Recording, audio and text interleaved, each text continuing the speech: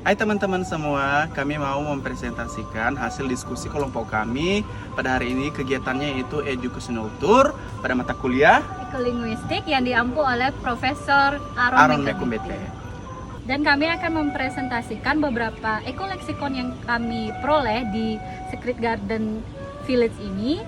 Dan juga ada beberapa mitos, metafor, dan cerita-cerita rakyat yang berhubungan dengan leksikon yang telah kami temukan. Langsung saja, ini dia presentasinya. Terima kasih Widi dan juga Indra untuk pembukaannya yang sangat luar biasa. Dan ini merupakan data biotik yang dapat kami temukan di Secret Garden yang kami bagi menjadi 4 bahasa, yaitu bahasa Indonesia, bahasa Bali, bahasa Nias, dan juga bahasa Jepang.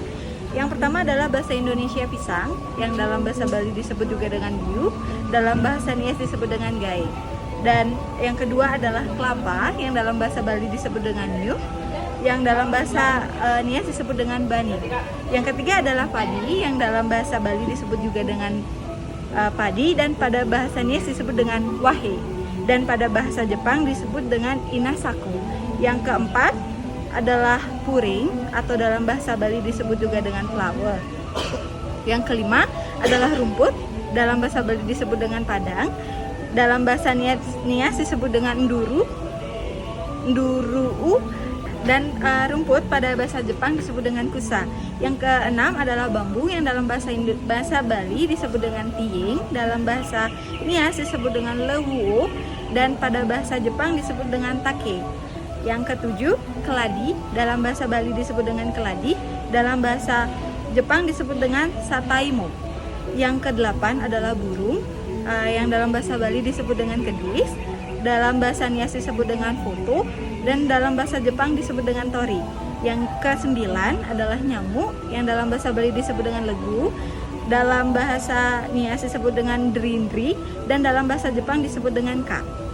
Yang ke-10 adalah semut, yang dalam bahasa Bali juga disebut dengan semut, dalam bahasa Nias disebut dengan sihe, dan dalam bahasa Jepang disebut dengan ari.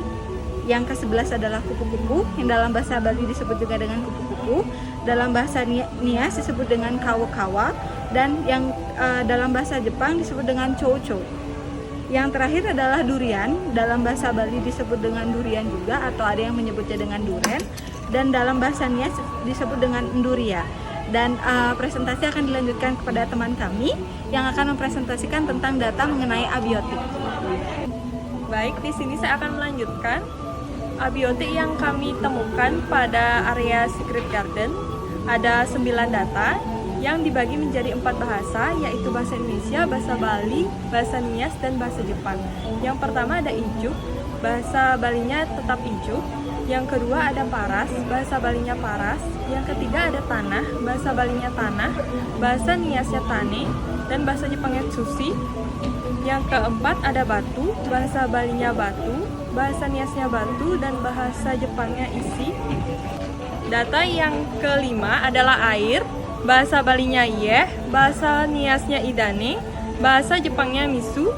Yang keenam ada kayu, bahasa Balinya kayu, bahasa Niasnya geu, bahasa Jepangnya geseki. Yang keenam ada pura, yang bahasa Balinya pura. Yang ketujuh ada kelapa muda, bahasa Balinya kuut, bahasa Niasnya balalu. Dan yang terakhir ada langit, bahasa Balinya langit, bahasa Niasnya lauwo, dan bahasa Jepangnya sora. Demikian, dan akan dilanjutkan oleh teman saya bagian metafora. Sekarang kami akan melanjutkan presentasi yang masih ada di area Secret Garden. Sekarang akan dilanjutkan dengan metafora yang terdapat pada leksikon biotik.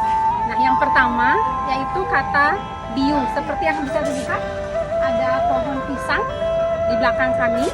Nah, biu dalam bahasa Bali disebut dengan biu. Kemudian ada beberapa metafora yang kami temukan. Yang pertama, biuda biu batu. Biuda biu batu itu adalah jenis biu di mana yang mempunyai arti ia bedak nganggon mantu. Maksudnya seseorang yang sangat menginginkan orang lain menjadi menantunya.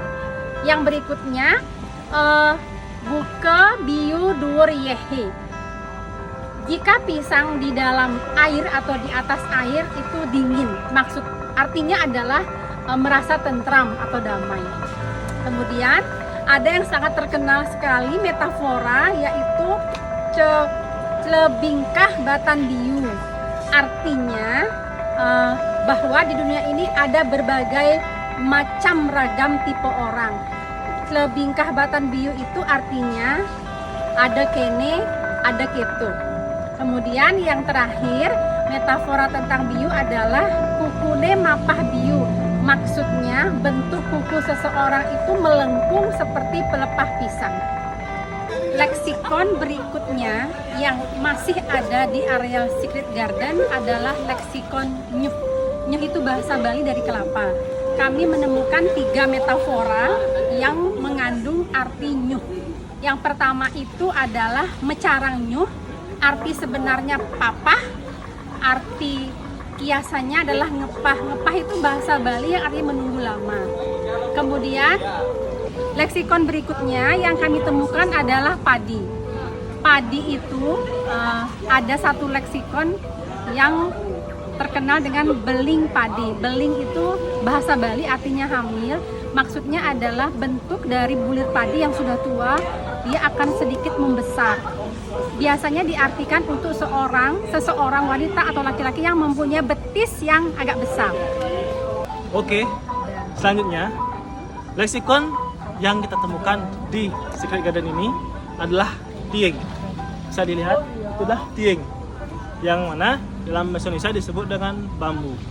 Oke, tieng memiliki metafora dalam bahasa Bali, yaitu tieng ampel bukunilio, yang memiliki arti jegeng ngontel kutunilio. Yang dimaksud di sini adalah jegeng ngontel kutunilio. Jegeng ngontel dalam bahasa Indonesia itu artinya seseorang wanita yang sangat cantik. Di sini kutunilio yang memiliki banyak kutu, bisa dibilang begitu. Selanjutnya, leksikon yang kita temukan di Secret Garden ini adalah semut. Bisa dilihat semut, inilah semut. Oke, dalam bahasa Indonesia juga disebut dengan semut. Oke, semut memiliki metafora dalam bahasa Bali, yaitu sumangane nggut kanti mati semut, yaitu memiliki arti seorang yang sifatnya konsisten. Oke, selanjutnya leksikon yang kita temukan di Secret Garden ini adalah air. Kalau di dalam bahasa Bali disebut dengan yeh, yaitu juga memiliki metafora dalam bahasa Bali, yaitu bukan nulisin yeh, tusing metapak agikis. Itu yang memiliki arti sesuatu yang percuma. Halo, setelah kita berdiskusi bersama, terdapat beragam leksikon yang ditemukan, baik itu biotik maupun abiotik. Nah, di samping saya terdapat salah satu leksikon abiotik, yaitu pura. Terkait dengan pura, terdapat metafora, yaitu bernama mejeron pura.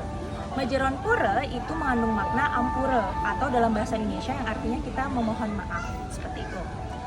Kemudian, selain terdapat pura, leksikon selanjutnya yaitu batu. Leksikon batu jika dikaitkan dengan metafora, yaitu ada penamaan taluh apit batu. Taluh apit batu itu artinya kita sangat merasa kesulitan, kita berada dalam situasi yang sulit, banyak masalah yang ada di sekitar kita, tetapi kita tidak bisa menyelesaikannya dengan baik. Jadi semua sangat terjepit dalam situasi yang sulit. Kemudian yang terakhir yaitu langit.